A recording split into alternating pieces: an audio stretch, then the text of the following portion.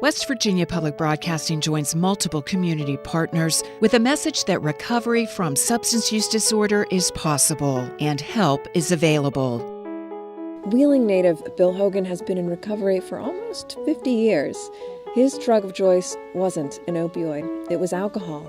But he says the drug doesn't really matter. Substance use disorder can be lethal, no matter which poison you pick and no matter what background you have. Hogan grew up well off, with a loving family in a tight-knit community. Yeah, we had a basketball court out in the back, and we had a 3-quarter pool table in the basement. We had a ping pong table in the basement. Kids were in and out of all ages all the time. It was bicycles piled up all over the place. Then later on, when my sisters went to high school, there were cars, around it. It was just it was an active, joyous place. Wheeling was a different town back then, but some things never change. Hogan, as a young man, was introduced to drugs, as many people are, in social circles.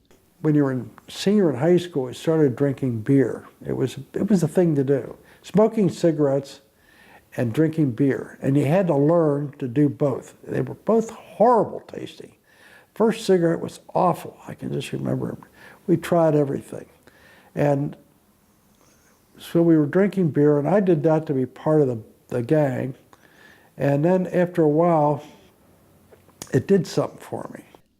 Hogan has uncles on both sides of his family who struggled with alcohol, but he didn't expect to inherit similar problems.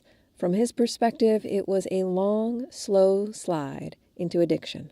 It was just like there was something missing in me. I remember a guy giving a lead in AA one time. He said, I felt as though it was a big hole in the middle of me and the wind was blowing through it. And I said, that's it. That's just the way I felt. I just didn't feel like I fit.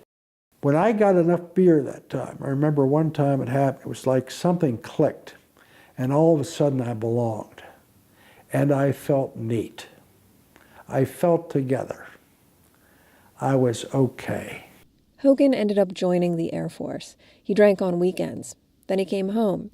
He became an investment broker. He started a family. He was a well-liked, gregarious socialite. He seemed to have it all. But booze-infused merriment began encroaching into his life, and life started to darken. Hogan recalls waking up one morning, finding his face glued to his pillow with blood. I had no idea where I'd been or what had happened to me. That is terrifying. That is really terrifying. First of all,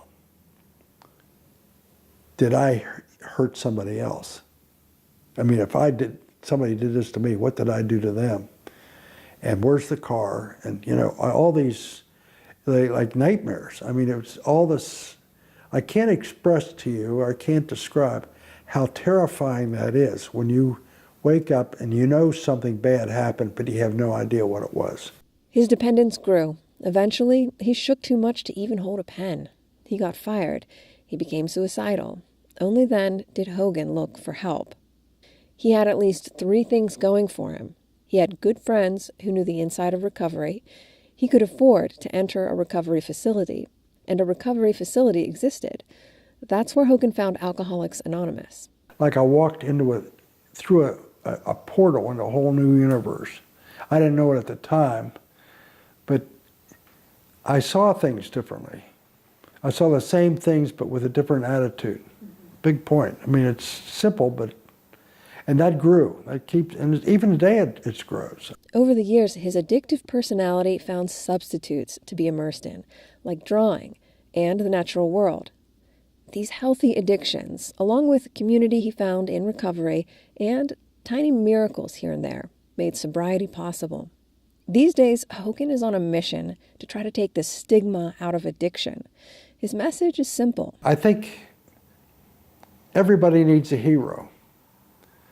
I mean, you talk to any kid, they've got a ball hero, or they've got somebody, if you're going to be or somebody out there you're trying to emulate, or you're trying to be like, I want to be able to do what this person did. Hogan says we need more heroes to come forward, and that they're out there. It's estimated that 23.5 million Americans are in recovery.